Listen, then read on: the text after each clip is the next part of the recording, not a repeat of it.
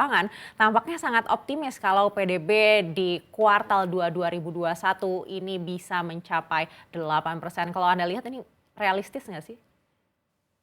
Ya enggak lah kalau pakai mudik ya gitu. Jadi Q2 ini kan jelas bayangannya akan menurun ya apa dari sisi tahun lalu itu oke ada peningkatan mungkin saja kalau dari sisi belanja yang lain-lain gitu ya. Tapi lihat bahwa dengan adanya arus mudik dilarang itu transportasi, akomodasi, makan, minum itu masih akan tertekan ya. Jadi golongan itu. Nah, yang mana yang lain-lain kan pertanyaan yang bisa kontribusi kan. Ya jadi mungkinkah belanja lain-lain dinaikkan ya. Jadi pangan tadi naik gitu ya. Pangan secara dasar ya. Tapi ini kan kontribusi hotel, restoran ini yang besar ya. Jadi di situ kontradiksinya ya. Jadi saya tidak melihat angka 8% realistis, terus terang saja akan sulit ya untuk Q2. Mungkin setelahnya bisa kalau kita sudah berhasil mengatasi masalah kesehatannya. Ya, jadi mungkin Q3, Q4 bisa digenjot lah ke 8%, tapi kalau Q2 tidak lah. Baik, yang realistis berapa Akan Bu Nina kalau dengan larangan mudik ini di kuartal 2 nanti?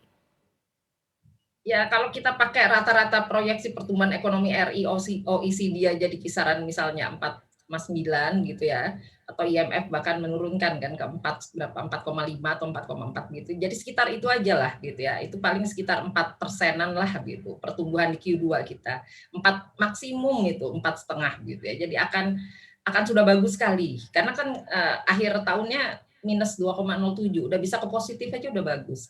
Ya, jadi saya tidak terlalu optimis ke 8, mungkin separohnya aja udah bagus lah 4 gitu.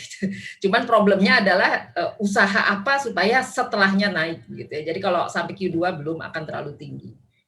Tapi kan Ibu Nina kalau kita mengingat pemerintah ini sebenarnya sudah menggelontorkan banyak sekali stimulus begitu dan masih terus berlanjut begitu. Apakah tidak realistis kalau di atas 4%? Ya, tadi saya katakan ini kan average ya, rata-rata yang dari perkiraan berbagai international organization ya, melihat rata-rata. Makanya saya katakan yang Q2 ini malah ya ada pertumbuhan tapi tidak akan tinggi. Jadi anggaplah rata-rata saja gitu di angka 4 sekitar 4 setengah itu. Tapi yang menjadi problem kan adalah langkah apa yang Anda bisa harapkan di Q3 dan Q4 gitu. Itu akan lebih realistis ke 8%-nya kalau memang usahanya keras di sana keluarnya gitu ya. Nah, saya melihat peran pemerintah di sini yang penting memberikan ketenangan supaya orang bisa belanja golongan menengah atas gitu.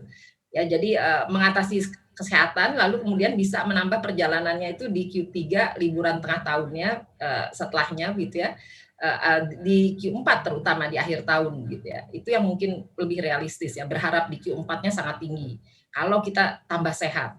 Karena kita lihat nih angka vaksin juga tumbuhnya nggak tinggi-tinggi amat gitu ya, baru kisaran sekitar 10 juta kan orang ya, dalam arti orang, bukan vaksinnya ya, penyuntikannya. Karena orangnya kan dari angka yang katanya targetnya 40 juta kan. Jadi masih tahun ini ya, tapi saya lihat masih belum besar itu angkanya gitu. Karena kita punya penduduk kan 270 juta.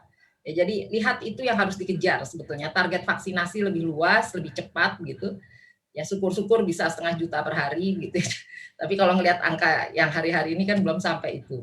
Ya, karena angka kita kan harapannya kalau 40 juta tahun ini ya berarti untuk 180 per 4 tahun gitu ya kira-kira gitu. Cukup lama ya.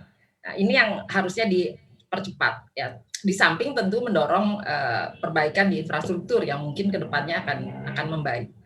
Ya, akan Baik. membuat lancar perjalanan.